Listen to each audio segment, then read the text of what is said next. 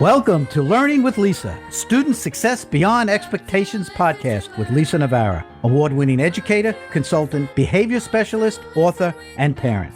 Welcome to Student Success Beyond Expectations. And we are here today with Andee, who felt that mommy guilt, who not only felt the mommy guilt, but she felt like a failure. So when we're talking before camera and recording, she's like, that's a great introduction. Yes, I felt the guilt. I felt like a failure. But let me tell you, she doesn't feel like that anymore. She feels empowered because she's able to inspire others. But it doesn't just come because she felt like it. Let me go help others.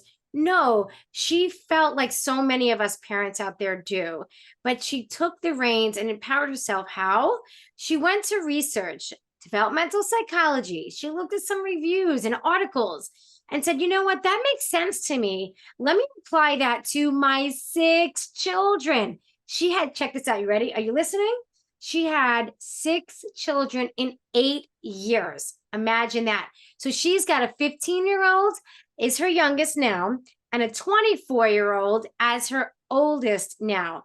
So I think she deserves a whole lot of respect when she says, listen, Lisa, I've got parenting hacks I want to share. I am a reformed yeller, and I want people to stop feeling the shame. And that's her purpose for you right now, right here, right today. So welcome, Andee. Was so excited to have you. Oh, I'm so glad to be here. And thanks for that introduction. I know that seems weird that I would say, yeah, tell him I'm a reformed yeller, tell him I used to be so ashamed. But I like to say that because for all the moms and dads, I'm sure some dads feel the shame and guilt too, but I feel like the moms carry it heavier. It's normal. It's fine to mess up, but the shame, like we don't want to hide around in the corners and not talk about it. Like we need to talk about it and realize this is how we get better. This is how we learn, is through our mistakes. I think there's a Nelson Mandela quote where he says, I never fail. I think I might be messing it up, but something like, I never fail. I only learn or grow. And that's because he always was using every mistake or failure to move him forward and to learn more. So that is what I'm about for us moms. It's all available to us if we will just use the mess ups and the failures and the disappointments to our benefit. So I'm so excited to talk to you. Yes, yeah, it's been great already. And what do you say to the parent who, they have their social groups, their kids are friends, and they're silently suffering, like, oh, I can't believe I did it again. Or my kid yelled at me, and he's got a good point because I did kind of mess up, but they don't want to say anything, but they need the support. So what do you say to them in circumstances like that? Yeah. One of the things I learned for myself as I was pulling myself out of my hole that I like to tell other moms is behavior is just information. We have all these labels and stories, and my toddler threw a tantrum, and so therefore my teenager didn't do his chores, so he's going to be lazy or whatever. We have these stories we attach to behavior. And if we were to slow down, I wish everyone learned this. Someday we're going to teach everyone in the schools this, but like behavior is a result of the nervous system. It really is. We have stories in our subconscious because our nervous system has decided different things are unsafe. And when we can just say, okay, my child, they're doing the best they can right now. It's pretty terrible. And they probably need some limits put in place because they're not able to control themselves. But if I can see they're doing the best they can at the park when all the other moms are glaring at you and thinking, what is going on with that child? If you can just get the child, scoop it up, and not have the judgment towards them, your child, or you, or even those other moms glaring at you, they're doing their best. They're trying to make sense of their life too. But if we can just drop the judgment and just be neutral and say, this is just information telling me something's like off with my child. Because if they were functioning at their best level, they wouldn't act like this. Or they're just immature. When they're little, they're just literally immature. They just don't have the ability to regulate their emotions without us alongside. They need the adult to be the wiser person in the equation. And so that's what I would start with is behavior is information. Emotions are all welcome. They're information too. They're giving us some, signals of what's going on. They need to be felt. And so we start allowing humans to be humans. We're messy, we're emotional. And when we can feel seen and heard, as a child, as an adult. But if, we're talking about a parent to a child, when a parent can feel seen and heard, things shift like magically and miraculously and massively. Really, they shift because all of a sudden their nervous system can calm down, can go back to that place of safety and equilibrium, and to feel like, okay, someone's got me, Mm-hmm. But so often what we do is we just get frustrated, and their child's already frustrated about something, and we're pouring gasoline on the fire, and we're telling them, stop making such a big deal about this, quit being, frustrated. And I think if we look in our own life, that's not how we calm down, by someone telling us or commanding us to calm down. So our kids need the same thing. So that was a very long answer, but I'd love to hear what you think, but like this idea of just neutralizing, like, let's just stop putting judgments and just say, oh, this is my child suffering. My child, and that's struggling. the central message, I think, right here. Really. So, yeah. and I like that. And I hear you. So, I know that people really do like stories or examples so they could visualize it. Can you somehow give us an example of how behavior is information? What does it look like?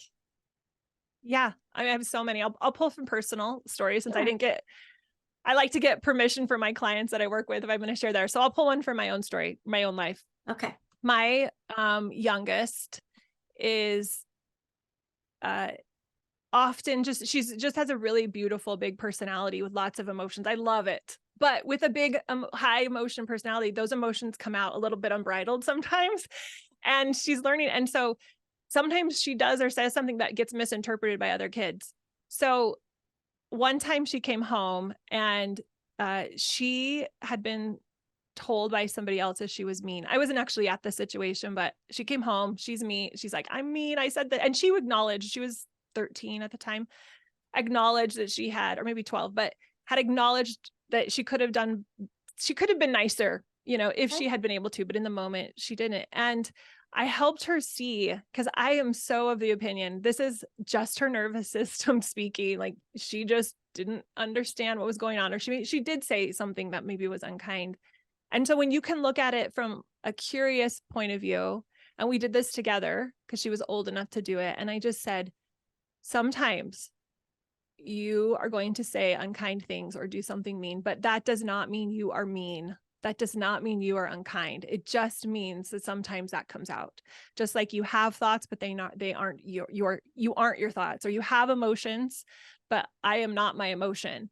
And so when we can start to separate, that's one of the ways we can start to separate that behavior is information and emotions are information. There's something that's happening. They're information. They are not defining someone. And what's really fascinating is she took her a little bit for her to disentangle the behavior from her identity. She was thinking, no, I am mean. They said it and I feel bad. And so there's so much power when you can disentangle it, and you can go make situations right. You can go say sorry, and then you can do better next time when you're not pulling that shame or that identity with you into the next situation. So sometimes the feedback I get from parents is, well, if I don't make sure they know that they behaved badly, then they're just going to keep doing it. They're make sure that they know it's important. It's very important. Yeah. But I say, you want to know it's important, but you don't want them to feel like they're a terrible person. Right. And there's a difference. Yes. Right. And so it's like, yes, you want them to know what happened and play through it, but you don't want them to feel that now they are that action. They aren't. They're so much more than that.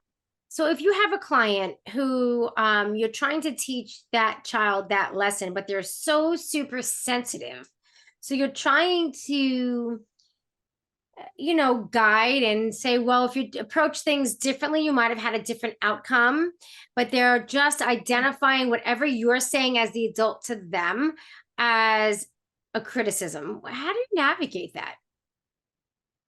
Let me make sure I understand. So you're saying a child comes, like my daughter, and she's so identified with what the other kids called her, and she's not able to hear me. Is that what you're asking? Yes, because whatever you say, it's an instant defensiveness of you're attacking me, you're criticizing me, and There's no lesson for me to detach from. There's a lesson here that, okay, I can make it better. I can say I'm sorry. And next time I can approach it, things in a different way. I can express myself in a way that really represents Yeah. how I'm feeling. Yeah. Tell me if I'm answering this correctly, like if this is getting to what you're asking, but when a child comes and they are feeling like they have made a mistake, right? They haven't been their kindest, most compassionate, lovely person that they could be, or that sometimes, or that, that they are, then I really try to make sure that I am believing in their goodness in the moment, so that my energy is not judgmental at all about what they did. Like, I want to look at it for sure. We want to inspect it. We're going to have a conversation around it if I feel like that's appropriate. Sometimes that needs to wait 24 hours till everyone's nervous systems calm down. You have much better thinking power when your nervous system's not activated. But I think it's helping them know that they are more than their behavior over and over and over again allows them to own up to their behavior. So they are able to have more ownership over their behavior when they are not attached to it, if that makes sense. Did that answer your question? I want to make sure. Yeah. So I think, this is the nuances of when working with children or loving children, that we don't always identify because we're so stuck sometimes on the words or being reactive. We're trying to be more responsive and proactive. But you said the one word that I'm not quite sure people are very aware of or how to use it, which is energy. And it's the energy that we give out to our children that can make them feel safe or not safe, or judged or not judged. So I'm going to push you a little bit on this. So do it. Great. So let's talk about, what do you mean by energy when talking about maybe a sensitive situation with a sensitive child? How does that benefit? This is so good. So one of the ways I think about energy is I link it to the emotional state we're having. And so emotions have been compared, I've seen scientists that have compared them to electricity, but they also can literally be measured energetic. Like they have machines that will read the energy that's coming out from us, and it changes depending on our mood and our emotions that we're having. And I love like how tangible that feels, how real it feels. It's not all woo woo woo, Right. like all this crazy stuff.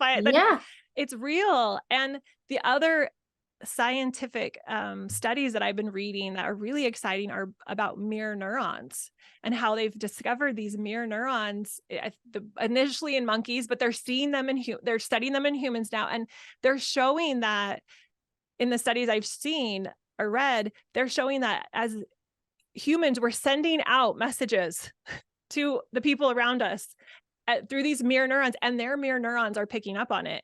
And it's helping, it informs the other person subconsciously. Obviously they're not feeling it through, their conscious brain, but they're feeling it like in their body at some level. They're like, we're able to map people really well.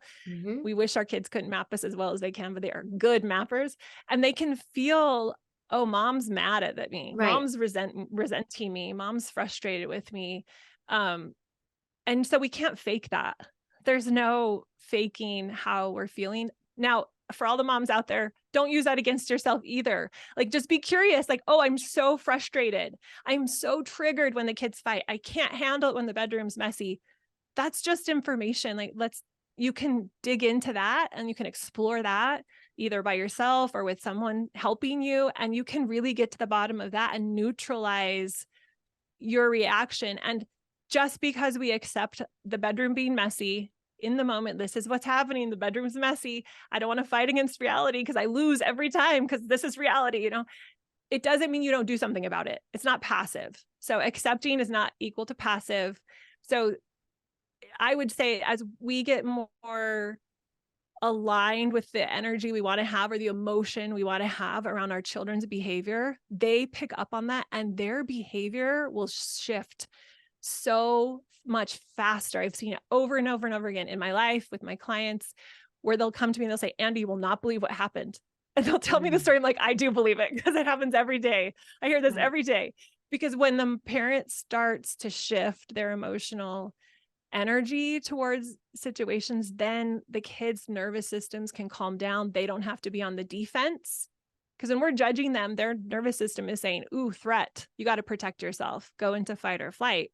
And so now they start fighting. Oftentimes we go into defense mode too. And now we're just two nervous systems butting heads, and our thinking is offline and our emotions are high, and we don't get a lot of momentum.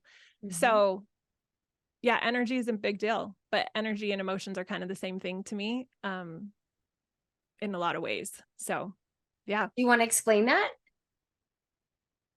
Energy and The energy and emotions. Yeah. I mean, it's just the vibrational frequency of different energy. And like I said, the scientists have ways of measuring this. I haven't gone into the labs and seen it, but I've read the studies and they're showing the energetic levels.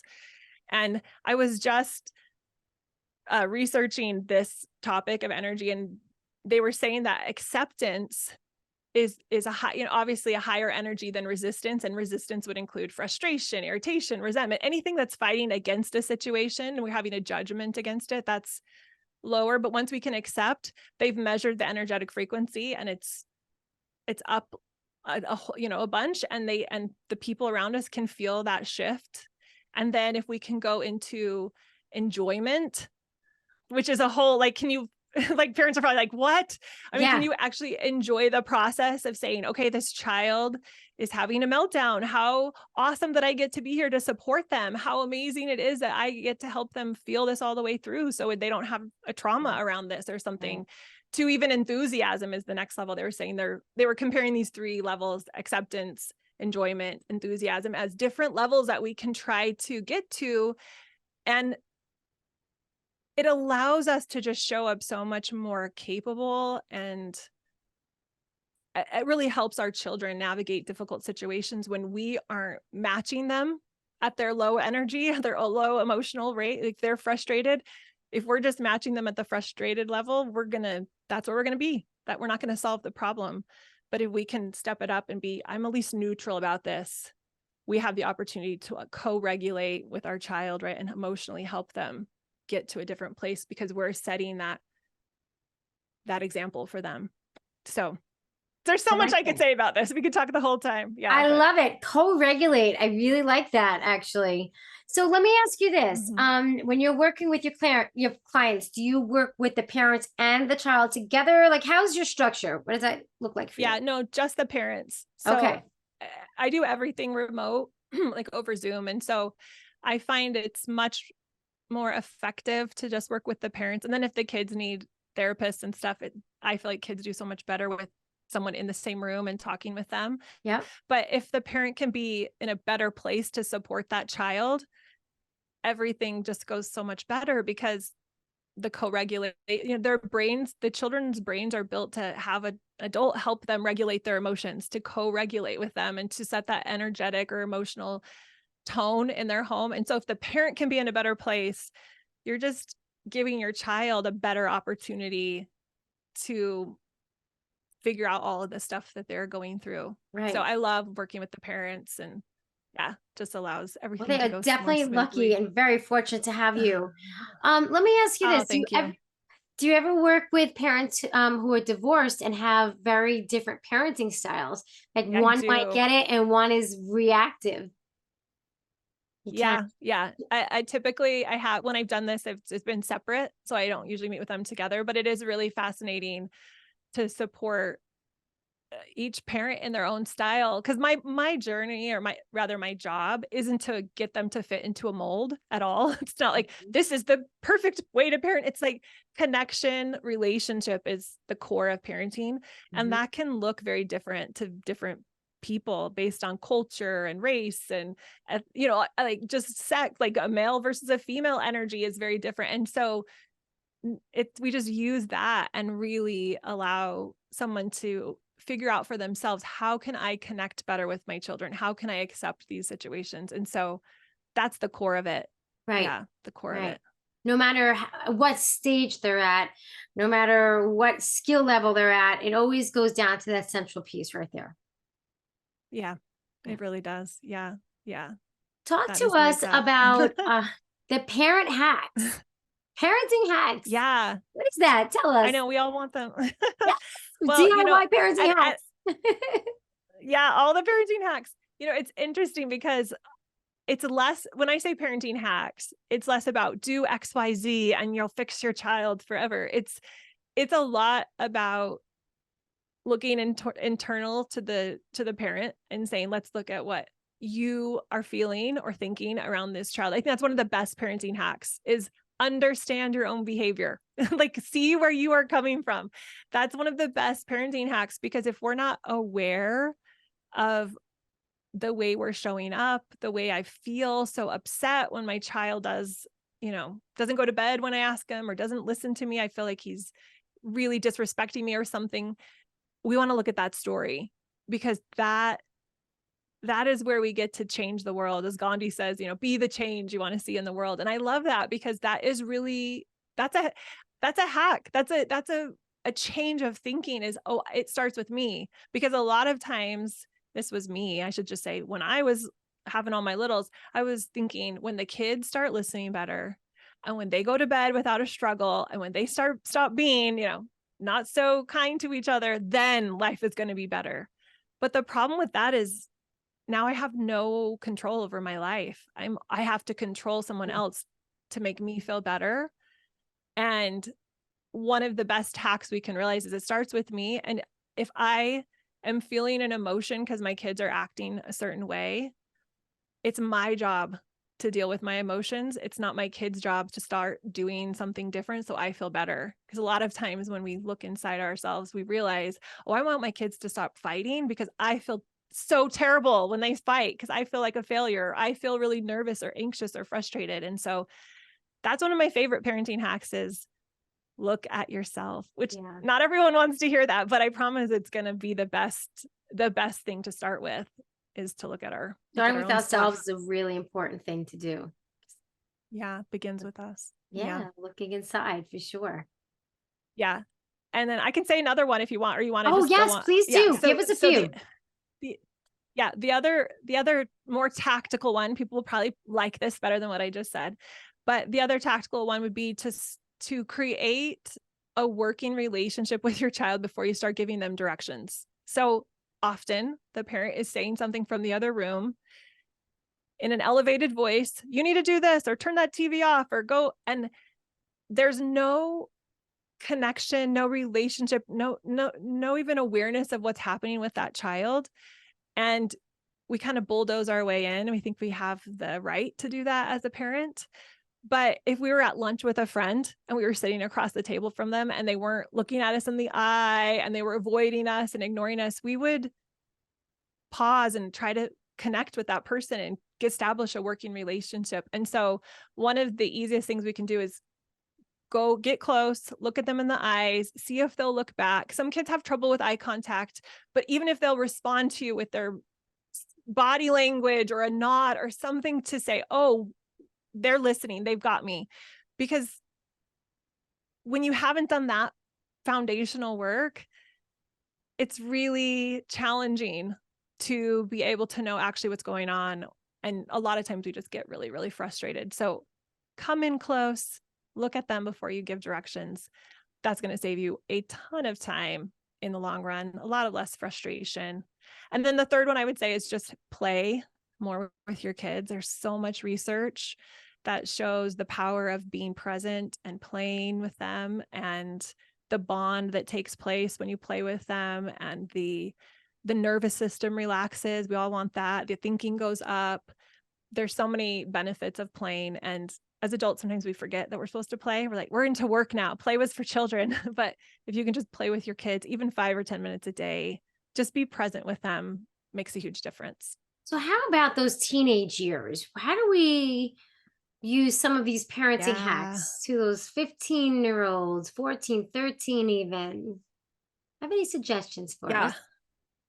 Yeah, I love it. I mean, I would still look inside. I would still, especially with teenage years, sometimes those teenagers, and this is developmentally appropriate, are starting to pull away, are starting to be more, they want to be more autonomous. They want to have their own ideas about stuff. So that can be really alarming for a parent. So we got to still look inside.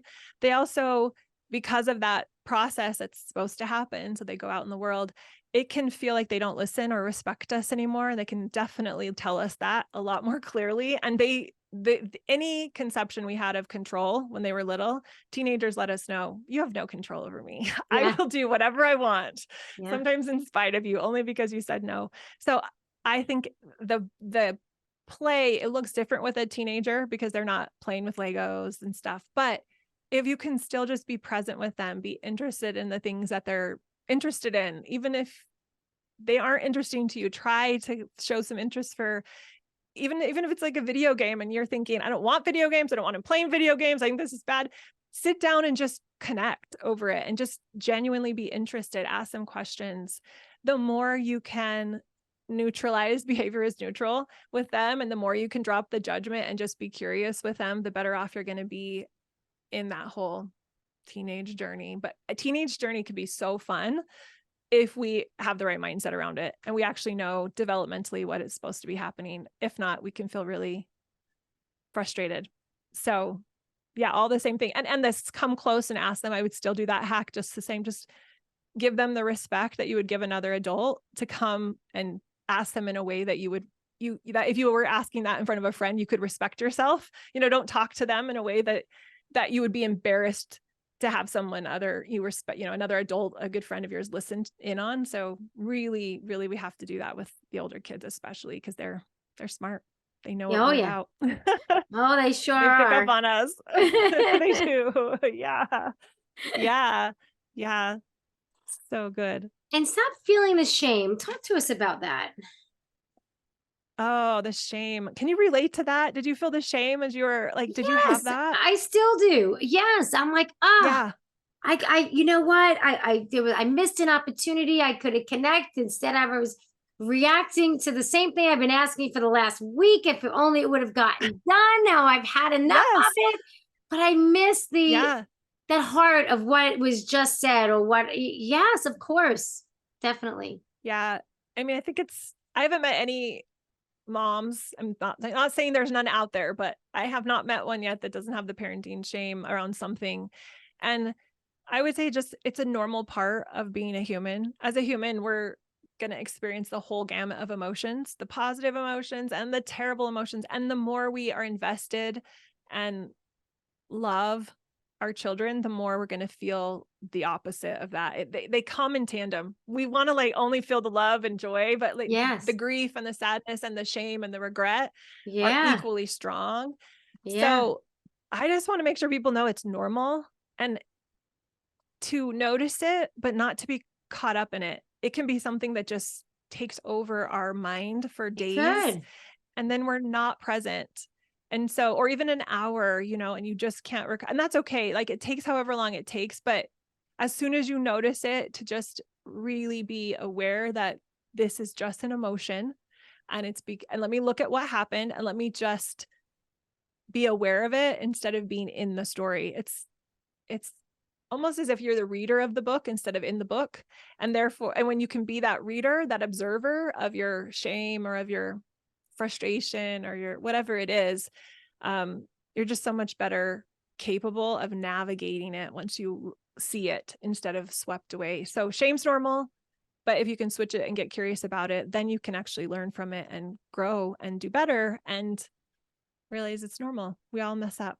Don't shame yourself. I said don't should yourself all the time. Yeah, it's very tricky not to own it and to just try and see it objectively, as if you were looking at a parent and a child. We put so much expectations, I think, on ourselves, and because we do love our kids so much, we want us and the way we interact with them to be so perfect. It's so easy to go into that rabbit hole. I did it again. How come I just couldn't? Why can't I just see it differently? Because the outcome isn't what you wanted. So now you're looking at yourself saying, and judging yourself. And then it just doesn't put you in a place of learning when you judge yourself. But I love getting curious about yourself. Yes. If we can just start getting curious. Yeah. we learn so much faster when we're not activating our own nervous system against ourselves. That's what's really happening when we're shaming. It's like we're triggering ourselves and we're triggering it against, we just activated and defended against ourselves, and so easy to do. So I hope everyone hears that it's normal, but don't be embarrassed by the mistakes you make, because I promise there's a lot of other people who've done the same thing. So, and our kids are usually pretty forgiving. I'm pretty amazed sometimes at how quick they are to say, I get it.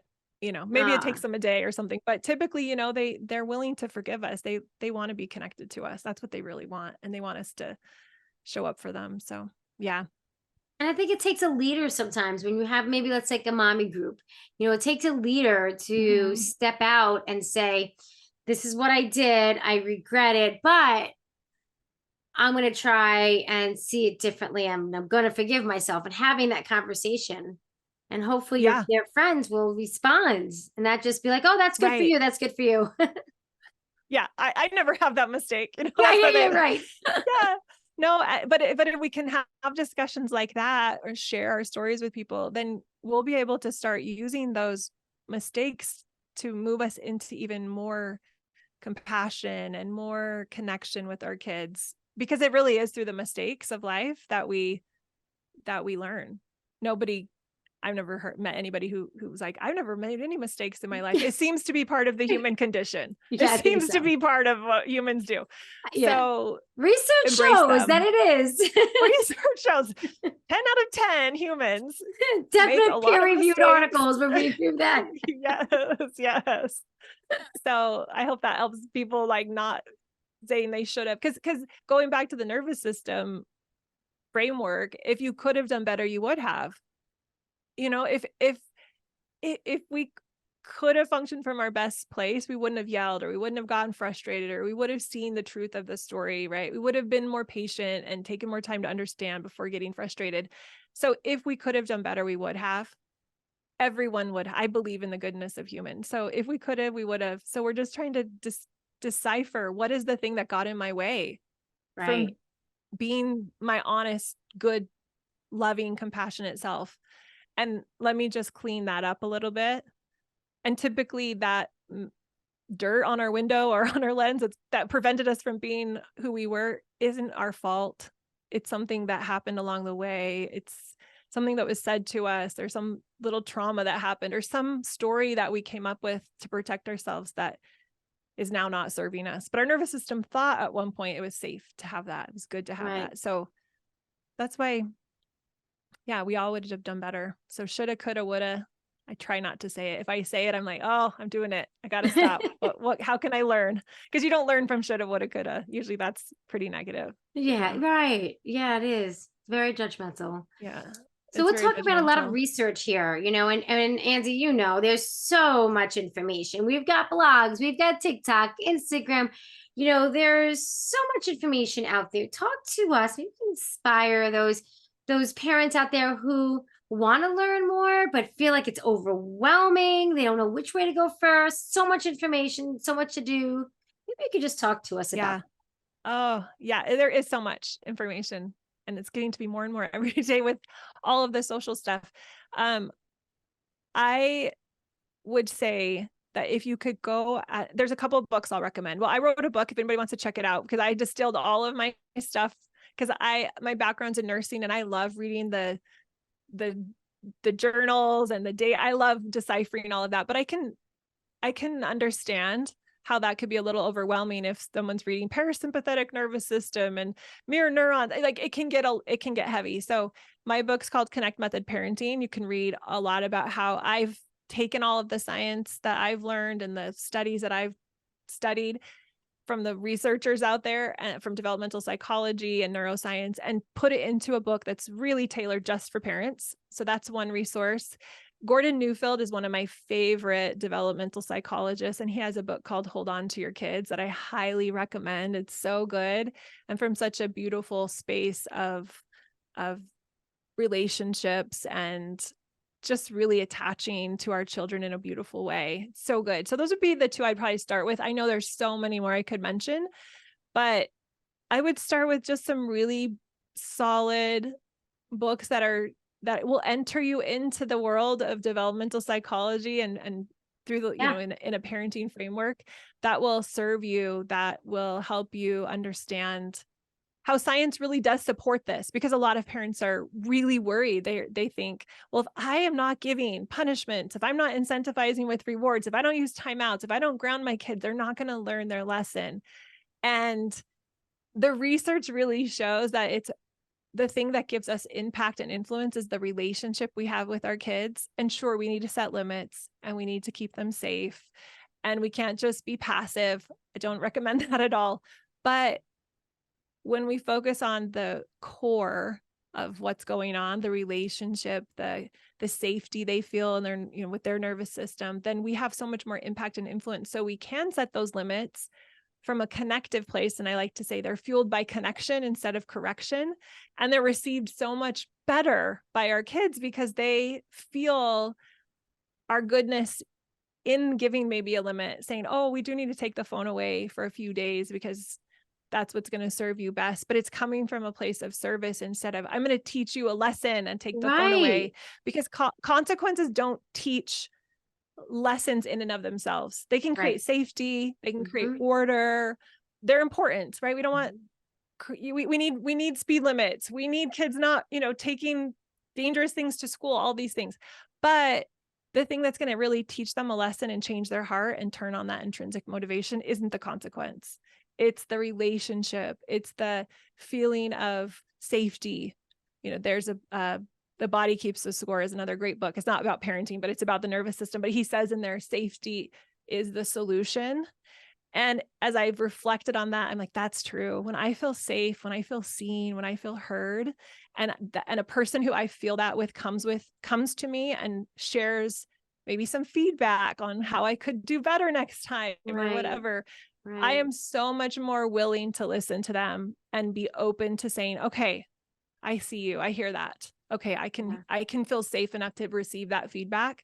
But if we're giving a punishment or even a consequence in a punitive way, which a lot of times we do, their nervous system just goes into defense and they can't really hear us. And so the lesson they're learning is don't do that again so you don't get the consequence, or don't, just hide it from mom and dad, or it's not the lesson we want. Right. And so if we really want to turn on the intrinsic motivation, relationships where it's at. And the nice thing is science proves it. So we don't even have to go out on a limb. Like it's all data driven. So exactly. Yeah. And I think too, who we parent around is also very important, because when we are trying to set up this positive foundation of communication, there's a lot of people who undermine that, I find. Yes. Yeah. They don't understand. And if it's an easy way out for the child during the learning process, I find they gravitate toward the easy way out. But then all of what we're saying now is very small and it's not as effective. Talk to us about dynamics. Yeah. Well, it's because we learn best in relationships. Yeah. So there was a study I read that was so fascinating. They said digestion even happens better when you're in a safe environment with people who you love and trust. So I'm like, your body is telling you, I function better. I do better when I'm in a safe place. And so in a classroom setting, if that teacher can have those relationships with the kids, just a trust and like, I got you, and we're on the same team, and I believe in your goodness, even when your behavior isn't supporting it, I'm believing beyond your behavior, and that child's going to hear it. They're going to feel that difference. And so, yeah, you have so much more power of influence and impact because of who you are being for the child, because it's who we are being for our kids or our students, not just what we're doing. What we're doing doesn't matter really at all. I can give a really strict limit, or I call it set limits, because consequence has such a, so different. It's like rules and expectations. We have so many meanings around it. So like I can hold the limit and say no phones, or, you lost this privilege. But if I'm doing it out of service and we have a relationship that's received so different than, if I'm coming with frustration. So it's really important in a classroom setting. You want your kids in the classroom to be looking to you and honoring you and being the one they trust. They have to choose you I think that's sometimes we get confused, you know, whether you're a parent or a teacher, those titles don't give you the right to be the authority figure for that child. They have to actually choose you. It's their decision that gives you that right, not just the title. Just because you have the responsibility doesn't mean you get the title. So it's about the the relationship rather that we have with them. And if you're talking with the classroom, what I find different than being in the classroom compared to the home environment is that you can close the door in your own classroom and you can create that climate based on what your students need, and they will know exactly who you are and what you represent and be able to connect with that. Whereas I think parenting, and you can even have the most behavioral class ever, I still think it's easier than parenting. And you can have 15 kids in a class compared to maybe 2 at home, because there are so many mixed messages when parenting. You know, you can have one parent that thinks and is acting just like you and I are talking about, but there's the one saying, oh, well, here's an extra phone and you get a piece of cake too. Now do this. Whereas there's no learning experience. And it's like, well, of course I'm going to go to that way. And you're there saying, what else can I do? Right? Yes. Yeah. Yeah. I couldn't agree more. I think it's the responsibility and weight of a parent is heavier than a teacher. A teacher doesn't blame themselves for like if the kid's struggling, they don't have any, oh my gosh, did I mess up when they were 2 years old and now they're like this? You know, they're clean. They like their responsibility starts the day school starts and it ends at the end. Like they're not tied to their whole childhood and they're not as invested in their future either. And so I think it can be simpler for a parent, for a teacher rather. And I think that because the responsibility is not so burdensome, they're not so tied up in all the minutia of it, they're able to keep things more neutral too. Yeah, that's a good point. When they don't take things personally, right? They don't take it as personally. Yeah, so I mean, they don't get all, they might be frustrated, but they're not like, oh my gosh, and they're not adding the layers of shame and blame to themselves, you know? Right, not to a parent degree, right? Not to the same level, Yeah. Yeah. Because I've had lots of parents I work with and they'll say, I was so good when I was teaching first grade. I never lost my cool. I could see the best in all of my kids. And now my kids, I can't see that at all. And I'm losing my mind every day. And right. Yeah. Right. It's different. It's a different load for sure. Yeah, it's really something to think about. You know, if you're one of those parents listening to us now, I guess, well, what do you think, Andee? Taking the best of ourselves in the classroom and applying it at home, maybe. Yeah.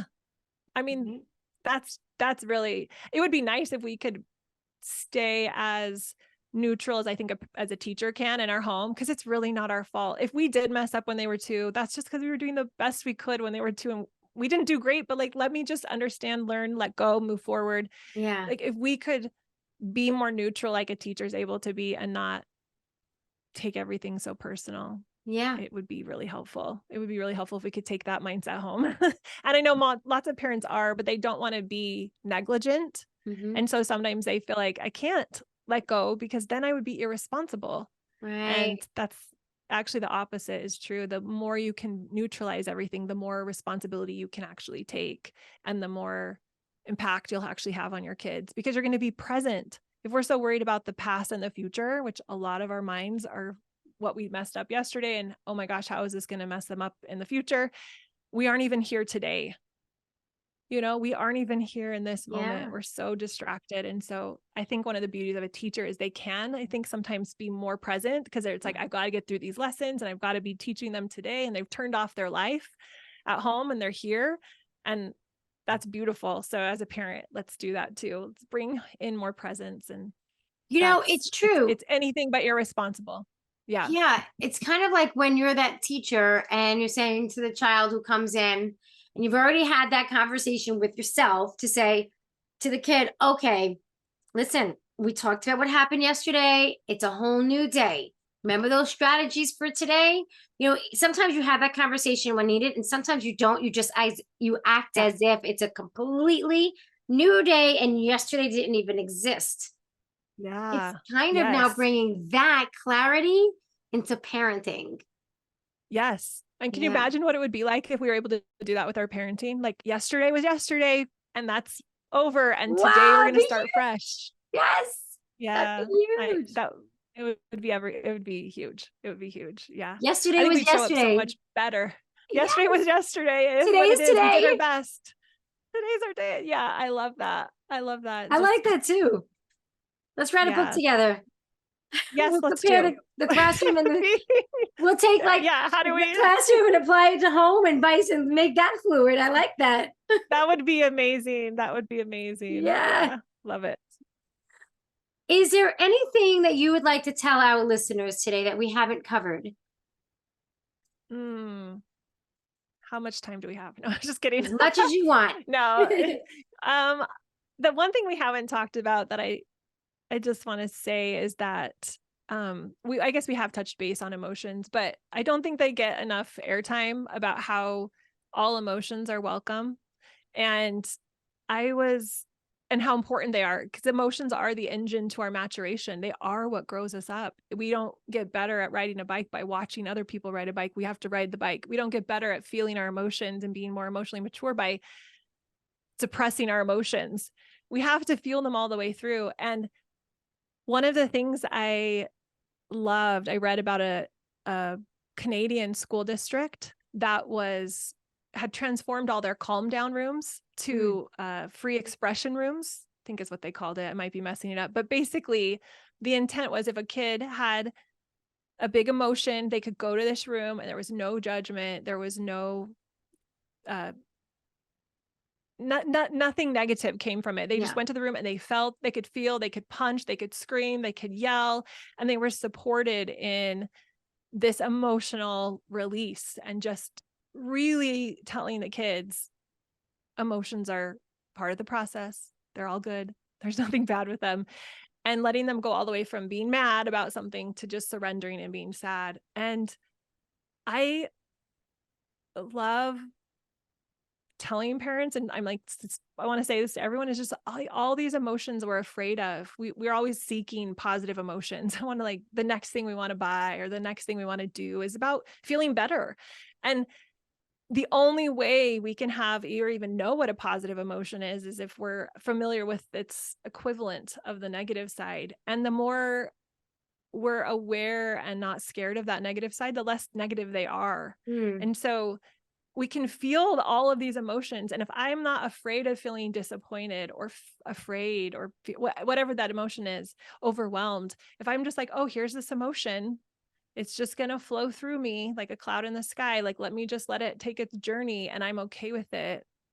And if we can model that as parents and give our kids permission to have the emotions that are going to come up instead of trying to stop them and cut them short or tell them why they shouldn't have it, I think we would have a lot less negative emotions. I don't think they would be so bad. And if we are really wanting to set our kids up for success, they're going to go out in life and they're going to be disappointed and they're going to be heartbroken and they're going to be devastated. Like, they're going to feel all of those things. So preparing them to go encounter those from the best place they possibly could, I think, is one of the best things we can do as parents. But it does, once again, start with us. So if we're so uncomfortable with our emotions and we can't handle it, then it's going to be hard to teach them. So got to mirror it, but it's one of the most important things that we're not talking about. I think we're starting to talk about it, but it's an important topic to think about when we're parenting and dealing with kids at all, that these emotions they're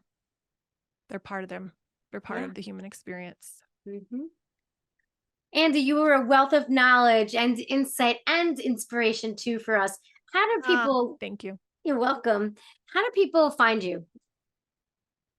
They can go to my website, connectmethodparenting.com. I'm on Instagram at Andee Martineau, and you can go to Amazon and search my book, same name, Connect Method Parenting, if you want to go take a listen or read it.